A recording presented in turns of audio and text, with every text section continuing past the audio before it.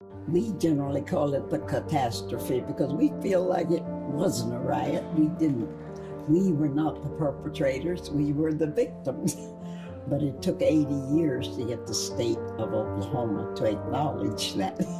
The Tulsa Race Massacre is believed to be one of the worst incidents of racial violence in American history. From May 31st to June 1st in 1921, as many as 300 people were killed, hundreds were injured, and thousands of buildings were destroyed. On June 1st, they began to systematically destroy neighborhoods, and they had airplanes dropping things down on people's houses, and they had made up their minds to clear the entire area of black people. It started after a newspaper reported a black man tried to sexually assault a white woman. Though it's still uncertain what exactly happened, many did not believe that story. The Oklahoma Historical Society said the most common explanation is Dick Rowland stepped on Sarah Page's foot when he entered the elevator, causing her to scream. A group of armed black men went to the courthouse to offer help protecting Rowland once they heard talks of lynching. A crowd of white men was also on the scene. A shot was fired and the riots began. My parents were very distressed because here they are with 5 kids, and the schools had been. I went to Dunbar School, and that was reduced to just rubble. I mean, they blew it up. Crowds of white rioters went to the Greenwood district, known as Black Wall Street. It was home to an affluent African-American community with banks, hotels, theaters, and new homes. They took my 8-year-old brother too, where they were holding all the black men. And we didn't know, because we lived on one side of town and they lived on the other. We thought they were locking up the non-blacks too. But it so happened that it didn't occur that way. What they did was to disarm and lock up all black men. And then they said to the mob, there's nothing out there now but women and children, so you can do whatever you want to do. And that was when the real terrible things started to happen. It ended when the city was placed under martial law and National Guard troops were deployed. But Black Wall Street was devastated. Survivors never received compensation for what they lost.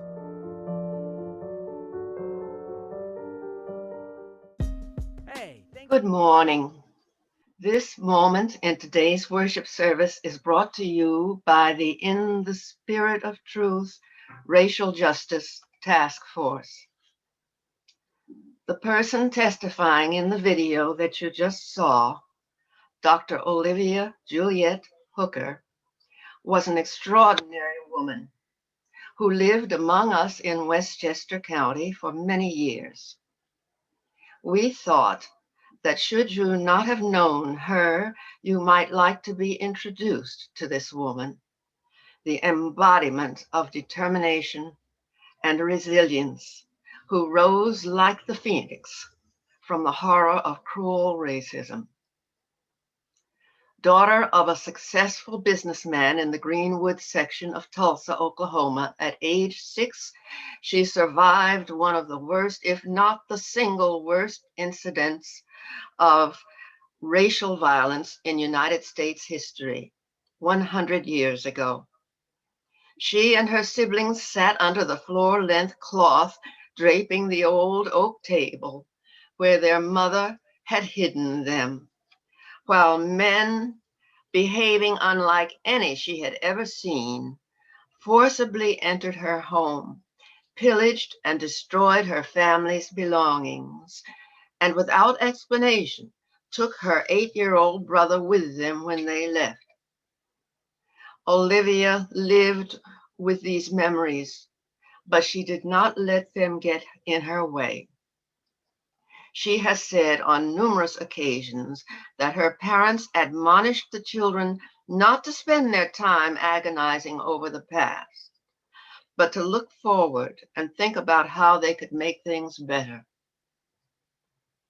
Until her death at the age of 103, Dr. Hooker seized every opportunity to tell the story, to petition with other survivors for recognition and reparations, to prepare herself for service to her fellow human beings, and through her chosen field of psychology, to help her fellow human beings become the best that they could be.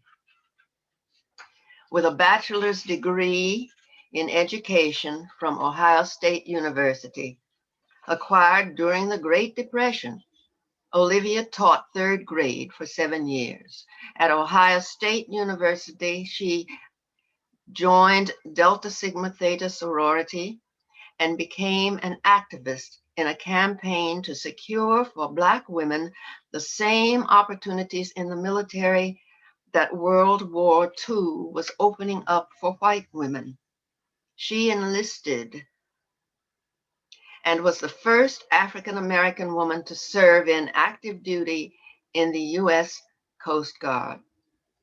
With her GI Bill benefits, she earned a master's degree in psychological services from Columbia Teachers College. She was the only woman, only African American, and the eldest among a cohort of 13 students during her doctoral studies in clinical psychology at the University of Rochester. Her research was in learning abilities in children with Down syndrome. From then on, Dr. Hooker's doctorate in psychology was manifest as teacher, mentor, and clinician, and was devoted to helping people with intellectual and developmental disabilities. She was senior psychologist at Bedford Hills Correctional Facility here in Westchester.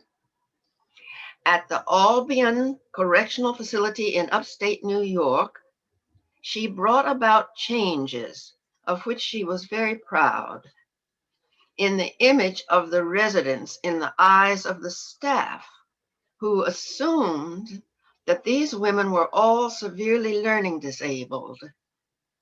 Dr. Hooker taught them how to approach their charges with an open mind, ultimately increasing the likelihood that these women would pursue education and employment following their release.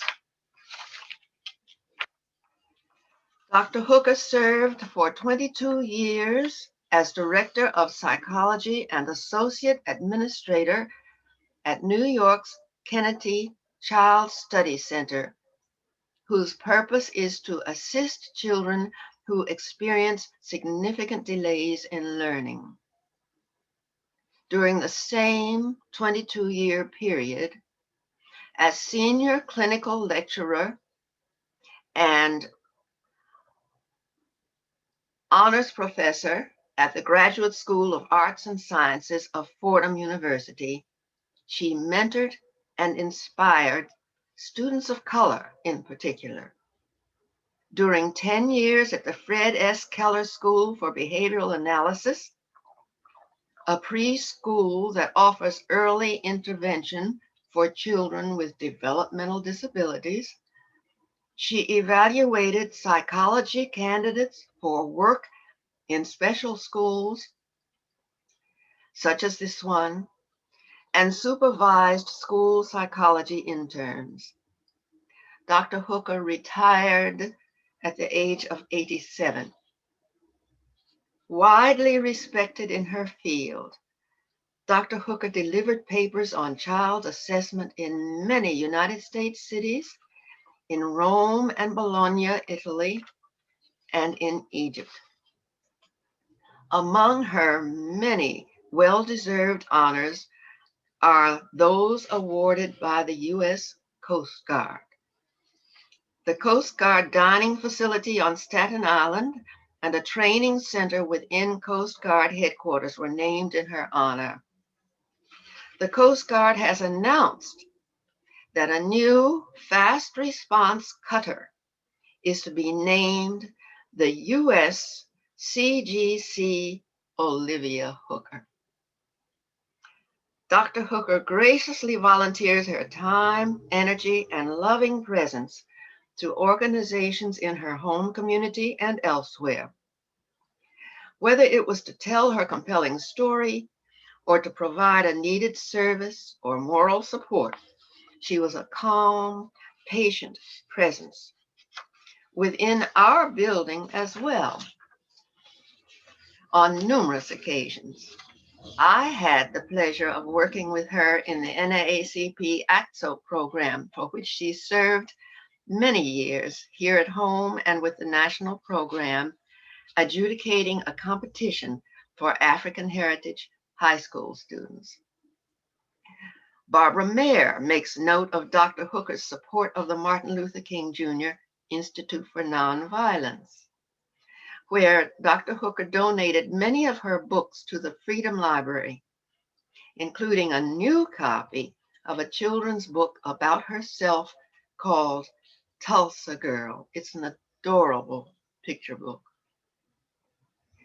Usually traveling alone, and in later life relying on her loving goddaughter, Janice Porter, and her next-door neighbor, Carmen Gray, she found her way wherever she was asked to be, with a smile and without complaint, despite pesky stairs and uneven terrain, bringing her assistance to an end only when her body could no longer keep up with her still agile mind.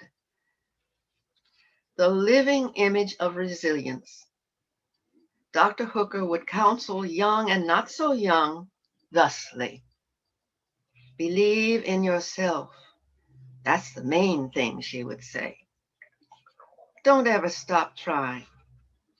You'll get knocked down, but you can get up. Never let anybody tell you what you can't do.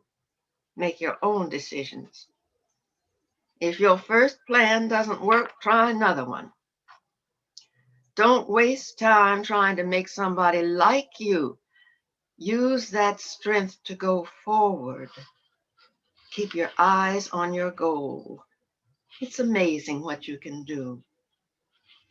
Dr. Hooker was our superhero. We remember her with admiration, with gratitude, and with everlasting love. Thank you.